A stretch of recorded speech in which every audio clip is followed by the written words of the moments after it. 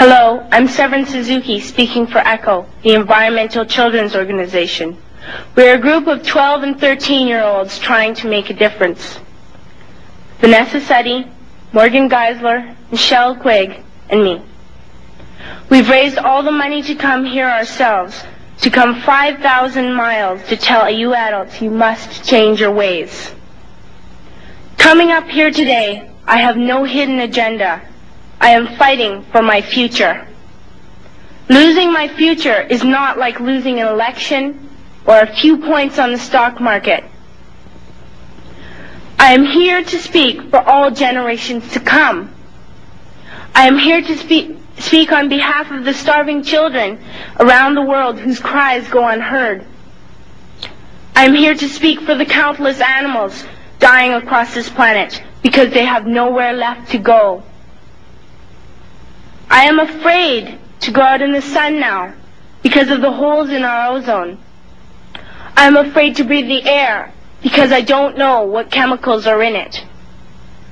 I used to go fishing in Vancouver, my home, with my dad, until just a few years ago we found the fish full of cancers. And now we hear of animals and plants going extinct every day, vanishing forever. In my life, I have dreamt of seeing the great herds of wild animals, jungles and rainforests full of birds and butterflies. But now I wonder if they will even exist for my children to see. Did you have to worry of these things when you were my age? All this is happening before our eyes, and yet we act as if we have all the time we want and all the solutions. I'm only a child, and I don't have all the solutions. But I want you to realize, neither do you. You don't know how to fix the holes in our ozone layer. You don't know how to bring the salmon back up a dead stream. You don't know how to bring back an animal now extinct. And you can't bring back the forest that once grew where there is now a desert. If you don't know how to fix it, please stop breaking it.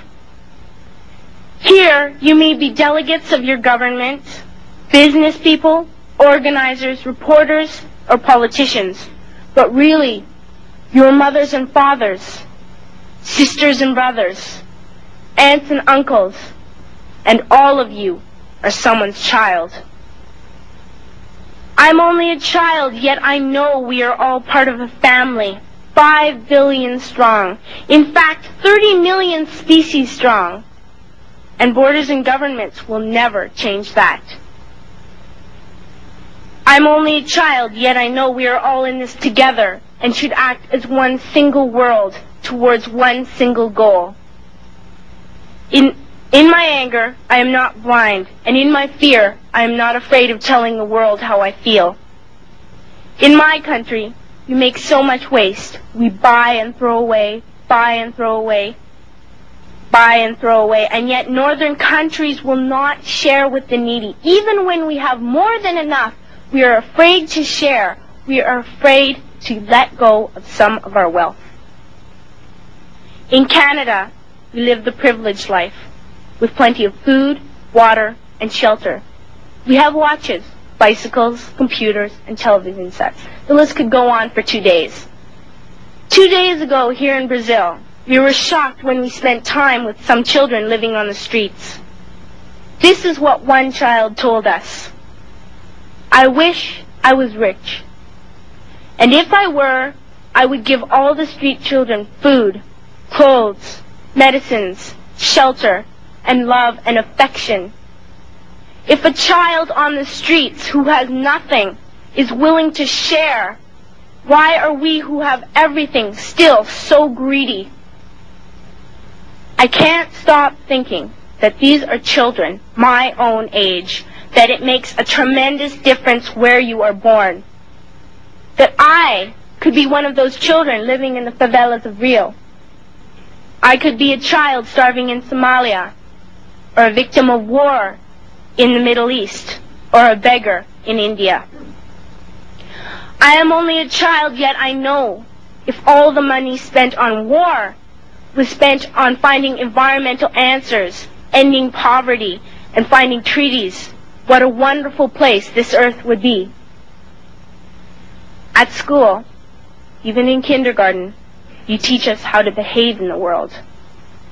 You teach us not to fight with others, to work things out, to respect others, to clean up our mess, not to hurt other creatures, to share, not be greedy. Then why do you go out and do the things you tell us not to do? Do not forget why you are attending these conferences, who you're doing this for. We are your own children. You are deciding what kind of a world we are growing up in. Parents should be able to comfort their children by saying, everything's going to be all right. It's not the end of the world, and we're doing the best we can. But I don't think you can say that to us anymore. Are we even on your list of priorities? My dad always says, you are what you do, not what you say. Well, what you do makes me cry at night. You grown-ups say you love us, but I challenge you, please, make your actions reflect your words. Thank you.